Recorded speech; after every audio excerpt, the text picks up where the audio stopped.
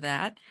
And I just want to say this has been really interesting, a lot of really interesting presentations today. I've been really impressed with everything, and appreciate the invitation to speak with you today. And what I'm going to go over is going to really dovetail nicely with what Debbie talked about. She talked about a lot of the nitty-gritty of various techniques that are used to study bats. So I'm going to talk more about some different projects that we've got going on here at Game and Fish and using those techniques.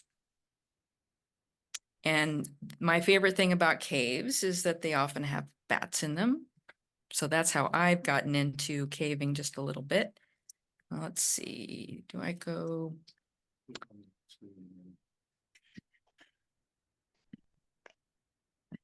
Okay, perfect.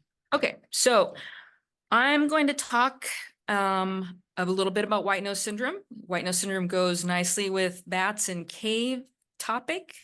So for my first part of the presentation, I will talk about the status of white nose in North America, talk about some of the surveillance that has been underway and will be underway with Game and Fish. So white nose syndrome, and I was also going to say, you did introduce me, but I've been with the Game and Fish for, this is my 28th year, and I've been the statewide bat biologist for 21 years. I met my first bat as an intern in the 90s, and I always hoped that I'd get to work with bats. And so feel very fortunate to have made a career out of working with bats. So white nose syndrome in North America, as you can see by the map here, which is available on whitenosesyndrome.org, the disease has spread across the US and throughout Canada. And we've been living with white nose syndrome now for about 18 years, which is really hard to believe because we can probably all remember when we first started hearing about it. And it's just so strange to live with these sorts of threats that kind of come out of nowhere and then affect our populations so strongly. So we've lost millions of bats across North America to the disease. You can see here the disease has progressively moved across the West. It's now found in 40 states and 8 Canadian provinces. And there's 3 additional states where it's considered probably the fungus is probably present. And as well as a couple of the other 2 Canadian provinces most likely have PD as well. And I would say for Arizona, we're not included in those numbers, but we are probably going to see white nose syndrome appear within the next some number of years. We're starting to get some slight indications that it's present. So of the species confirmed with white nose syndrome, there have been 12 species confirmed. In Arizona, I pictured the ones that occur in Arizona. So the ones that we are in particular interested in watching. And those include the hibernating bats, various Myotis species which hibernate, also the big brown bat. The disease has affected different species kind of in different ways. For example, the little brown bat, which is one of the most numerous bats in eastern US, has been hit the hardest. And by contrast, the big brown bat, which is also impacted by the disease, has a bit more resistance. And part of that is probably the way that different bat species roost in the wintertime and things like that, and the robustness of one bat species versus another. So we're in particular, and partly because we don't have a lot of information about where a lot of our bats hibernate. We have tons of bats in the summertime, but when you go out caving or looking for bats on the landscape in the wintertime, or in particular in looking for hibernacula, we just don't see as many bats like they see in the east, where you have these large congregating groups of bats. So we see some, and if you've been in caves in the wintertime, you've probably either not seen any bats or not noticed that bats were up in little cracks and crevices and just more difficult to detect. The species that have been found with fungus on them. Of the 8 species that have been found with fungus, there are 5 species. These 5 species could potentially be found in Arizona, including the eastern red bat, which is kind of an odd bat for a bat biologist maybe to think about being in Arizona. But recent work has identified that there have been a few eastern red bats in museum records found in Arizona. So some of these species aren't necessarily species that we're overly concerned about, that white nose might decimate their populations. For example, the big-eared bats, like the Townsend's big-eared bat, doesn't seem to be impacted by white nose, at least in other areas. Same with these others.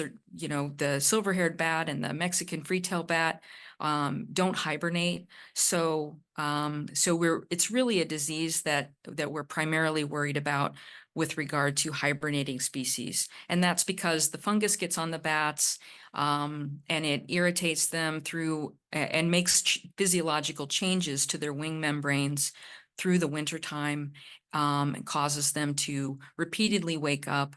You've probably heard, the stories about how white nose impacts bats and then causes them to either fly on days when there's no food available or to use up all their fat reserves.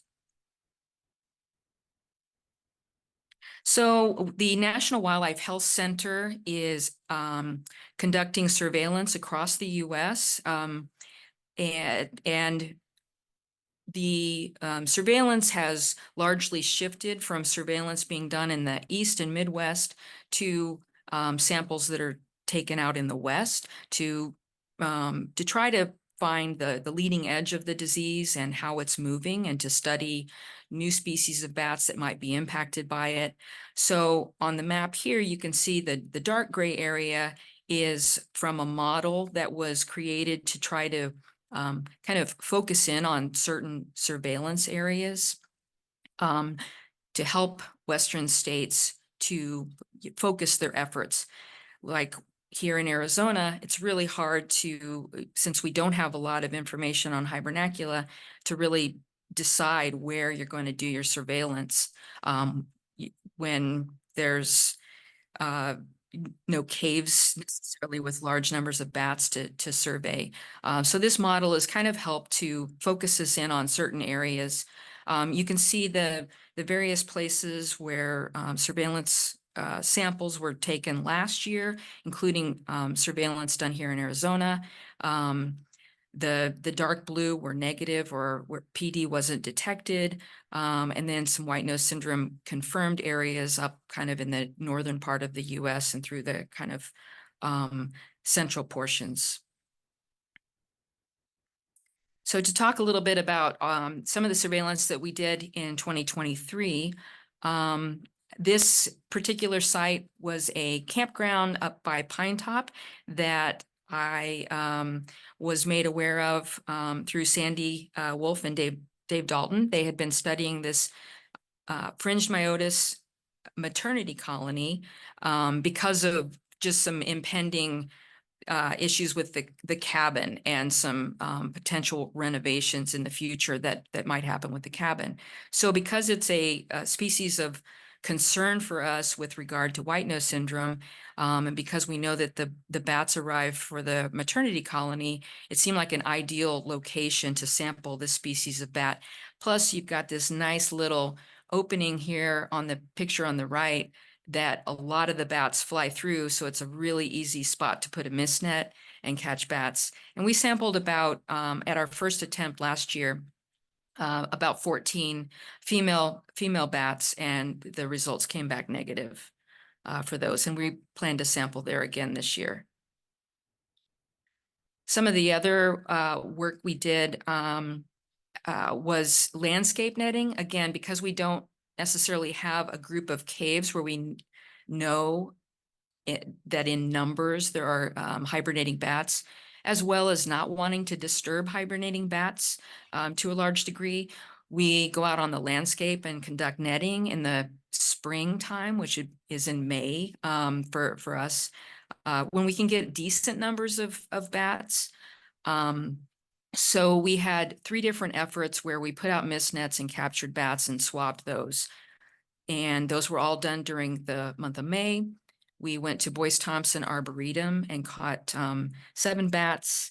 And I can't see because I've got like the little thing with the people on it. I can't even, oh, I guess I can look behind me. Big brown and Turn around. yeah, thank you. Look behind you. Big browns and Yuma myotis. So 7 bats that we swabbed there. We went to Government Springs, which is a bit south of Boyce Thompson Arboretum. We captured 9 bats there, and it was pretty good diversity. And again, we were kind of focused more on bats that might be subject to white nose syndrome versus we caught a lot of pallid bats at that particular netting, but didn't swab those bats. And what we're doing is we've got sterile water, tubes of sterile water, and little swabs, and you're just swabbing the wing membranes and the nose to try to collect the fungus. And then we were in the Chiricahuas in the late part of the month and caught 9 bats there, including some myotis. Okay, so we also did do, I had high hopes for some caves that in the north part of Flagstaff. There's a group of 3 caves that I assumed bats were hibernating in. They seemed to me like they'd be good hibernacula. So we went out in May, assuming that we were going to find bats and that we would net the entrance of the cave as the bats came out in the evening. So we went out and we only found in the 3 caves only 1 bat. And we were you have to look really hard. This is actually on the right, a really easy to see bat, but they're often just tucked away in cracks and crevices. So you have to look every which way. But again, in the 3 caves, 1 bat. So we scrapped the idea to net outside the cave. Again, what we were going to do is swab those bats. And we did some landscape netting at this tank called Spring Tank, which to bat biologists wouldn't look like a very great location to net bats because of the way it's covered. But an ASU professor had netted there the previous year and had caught good numbers and a good diversity of myotis. Unfortunately, it rained that evening, and so we did catch 3 bats, 3 myotis, and swabbed those, but those were all of our negative findings. And then just to kind of talk a little bit more about the caves in the north of Flagstaff. So now I'm kind of assuming that those aren't necessarily used as hibernacula, like I thought. And we've now made, I think there have been a couple of additional trips than what I've got listed here. But in the month of November in 2022, there were really good numbers of bats in the caves, and that's divided up in one of the caves had 22 bats, the other had 12. And then the 3rd cave had 2. And then in the month of January, went out, but there was only 1 bat in the caves. Again, in the month of May, only 1 bat in the caves. And then in the month of September of this past September, there were again decent numbers of bats with about 24 bats. So now thinking that it, is more of a seasonal kind of shoulder season sort of roost. And actually in September, I'm really interested in swarming sites. And so I'm not aware of any swarming sites used by bats in the state of Arizona. It's a big thing in other states. it's a location where bats come to congregate, meet up, mate, things like that. It's generally in the fall prior to going into hibernation. And so this was only a sample date of one, but we filmed in the way that Debbie was showing earlier with the IR lights and the video camera. We filmed the entrance of the cave as those bats were leaving, and it didn't look like, it just looked like a regular exit. So plan to continue to kind of look at that period of time with the bats and what they're using these caves for. And if you can't see the bats in these, it's because that's usually what you see in kind of the colder months. So there's a bat poking his head out there and another one right in that area. So a lot of times you go into caves during those months, and it's a good thing, because if you're in there, then the bats don't seem to be particularly disturbed. Although it's always good to assume that you're disturbing them in some way and to not linger. So as far as surveillance plans for 2024, kind of some of the same things. I don't really have any cave specific plans for this year. Going to kind of give the caves that we've been looking at in the last few years just a year off probably. But we do have a lot of our surveillance kits, 60 swabs at the rabies lab in Phoenix with the Wildlife Services, USDA, Department of Agriculture. So the bats that they just get in from the public encountering that get tested for rabies, excluding all of the Mexican free-tail bats that add large numbers to that mix, they'll be testing all of the big browns and myotis and various things like that. So that'll be a really good use of those samples and those bats. So going back to Los Burros, also doing some more landscape captures, hoping to just, get a bat that's potentially just come out of hibernation that we can maybe find some fungus on. A horseshoe ranch is included in there, and I didn't mention that was one of our other branches in Game and Fish. Our contracts department had actually gotten a low-level PD result from that area. So we're going to be revisiting that. And then any guano collection opportunistically, you can also get find PD in the guano. So now I'm going to talk just briefly about some of the other projects that are ongoing or planning to get underway this year. This was from a bat blitz. I don't know if anyone in the room got to go to our bat blitz this past summer, but it was a lot of fun. We caught almost 600 bats. And it was up on the North Kaibab, Jacob Lake area. It was really cool. One night we were at Big Lake, and we had 6 triple high nets, which if you're familiar, that's a lot of nets anyway, and tall nets. And we had 30 some people all at that location. So it was a lot of fun. So Debbie had talked about acoustic monitoring, and that ties in nicely with the North American Bat Monitoring Program, or NABAT as we refer to it. And we have an individual who works for BCI that I work really closely with, Kathy Gerst, who is the coordinator for the Southwest Hub. And so the Southwest Hub consists of Arizona and New Mexico, and all of those little cells that are highlighted are the priority cells. So it's an attempt to get folks surveying for bats kind of in a more statistically sound way. And people all across the country are collecting both acoustic data. This is a repository for roost data, capture data, all of that, so that it can be used for really robust analyses going into the future, which is something we have not had for bats until recently. Another project that I'm excited to get underway. I mean, I guess excited, but also kind of sad that I'm worried about these 2 species of UMOPs. The largely, so for the greater Western Mastiff bat, which is Eumops parotis, that's a species that occurs throughout the state. It's the largest species of bat in the US, a really neat looking bat and very large. If you've seen Debbie bring her bat, Maggie, to the meetings, that is a greater Western Mastiff bat. So, there's a number of wind farms that are either operating here in Arizona or in the works. And you've possibly heard wind farms kill a lot of bats and birds. They really kill a lot of bats.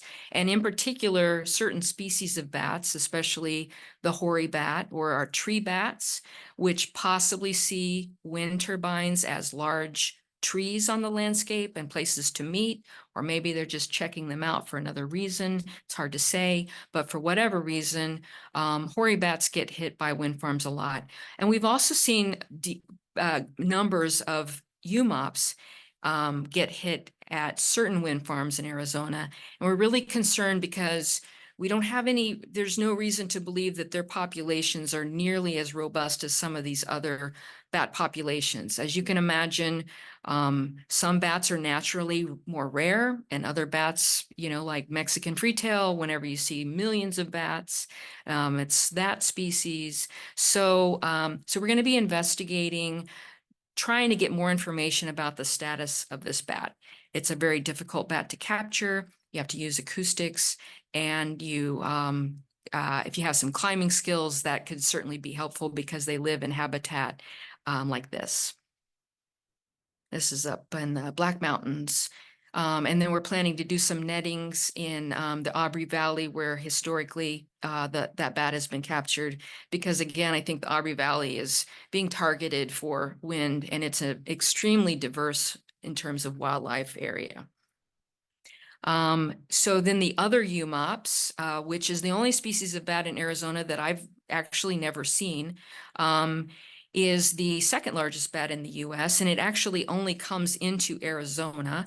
And it's been captured, I believe, at just 4 locations within Pima County, one of which is Quito Baquito at Oregon Pipe, which is a really important water source for a lot of reasons, and it's right next to the border wall. But this bat has not been captured in Arizona, as far as I know, since 2002. And again, hard to capture. We haven't necessarily put a lot of effort into trying to capture it. But the couple of times we were out trying, we didn't catch it, and it had been pretty regularly captured when this site was netted. Oh, that's only on my screen. Okay. So anyway, we're planning to net monthly starting in March, April, May, June. If you ever want to get out and do some cool bat work, this one is tough. It requires boats and things like that. So, all right, almost done here. And the next pictures aren't like anything spectacular, or you can see them on the web. So this is really exciting. We talked about radio tracking.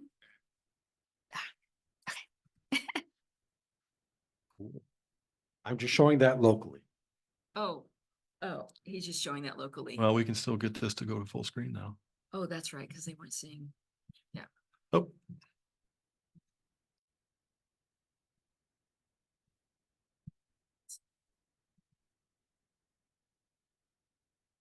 Okay, so radio tracking. So a really exciting development with, not necessarily a development. This has been around for a little while, but MODIS tracking. It's not something that I necessarily really thought of as being useful for bats until recently.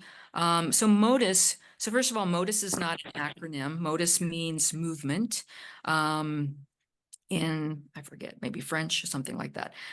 So MODIS is a wildlife tracking system, and it's the largest collaboration of automated radio telemetry, and it's an array system, and it's used to track birds, bats, and really large insects like butterflies, things like that.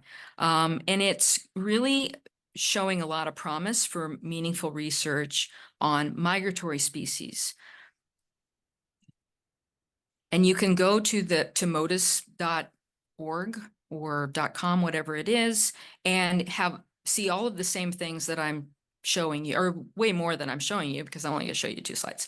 But this is all the Modus stations that exist out there. Whenever a Modus station goes online, it pops up and everyone can see it and use it. And the way Modus works is that all creatures that are fitted with a tag, they're basically all sending out a signal within the same relatively same frequency. But there is just a really slight difference to each one, so that the tracking station identifies each of the animals as an individual. And then again, this information is available for people to see. The great thing about it too is that, birders are everywhere, and birders are really motivated to get these stations up. And so bat people can take advantage of all of the work that birders are doing to put these stations up, as well as anyone, on the insect arena, et cetera. As you can see, there's not too many stations up in Arizona yet. Our department has some money earmarked and we've got a Modus working group and working with partners throughout the state to get additional Modus stations up. So there's going to be several more dots on the map in the near future.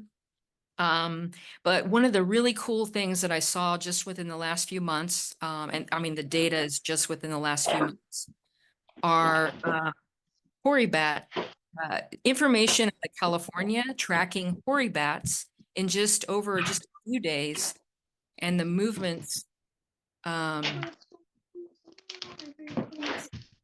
Someone's not muted or something. It sounds.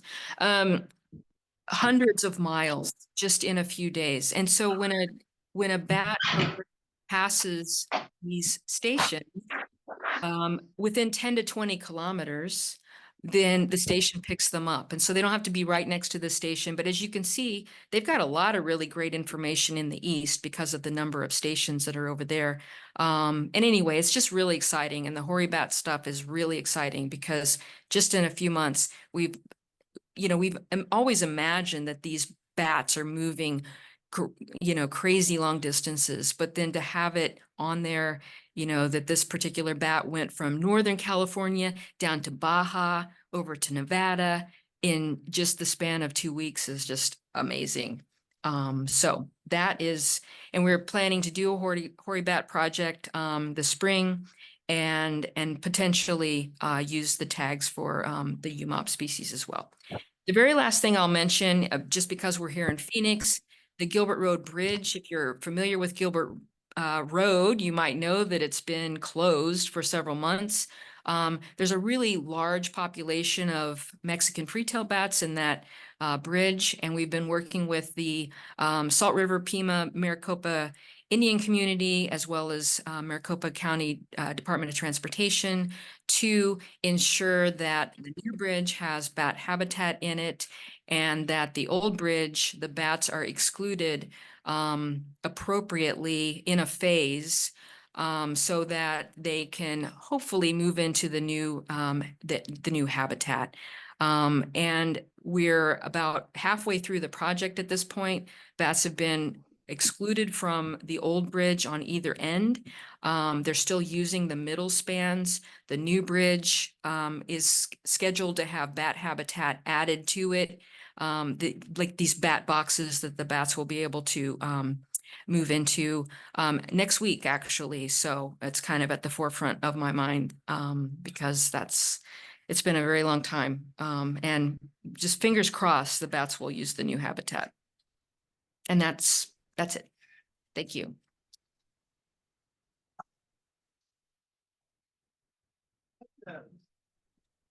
So I had a quick question.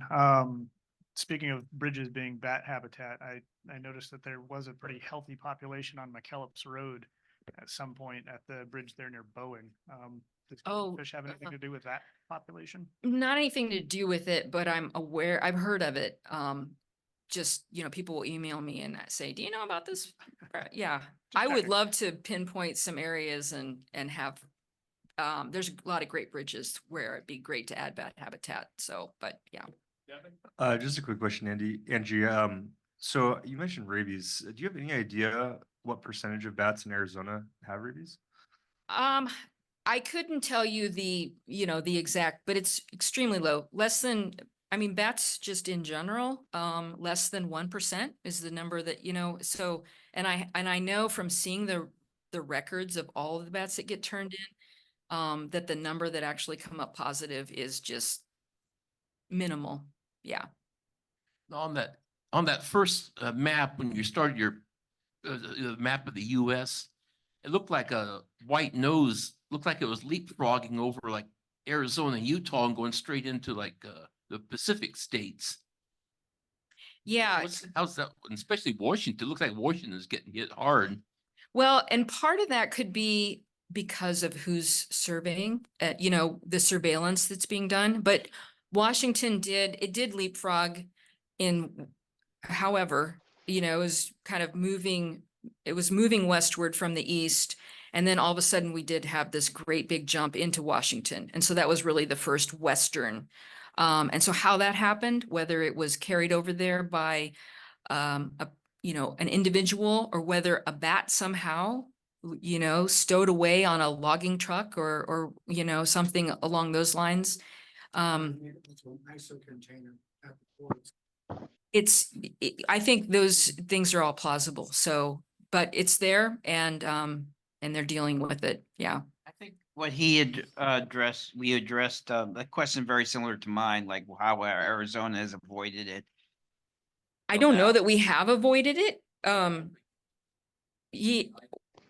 Sometimes, I mean, it's kind of like a needle in a haystack. We were trying to pick the best places that we can. And I know, and Debbie's done a lot of the, I'm talking about game and fish surveillance, but there are other researchers who are also doing surveillance, and we're looking at, okay, congregations of a certain species or, going up to the northern, the caves north of Flagstaff and thinking, well, maybe we'll find it here. But I mean, really, the state's huge. Are the areas that we're picking the right areas to find it.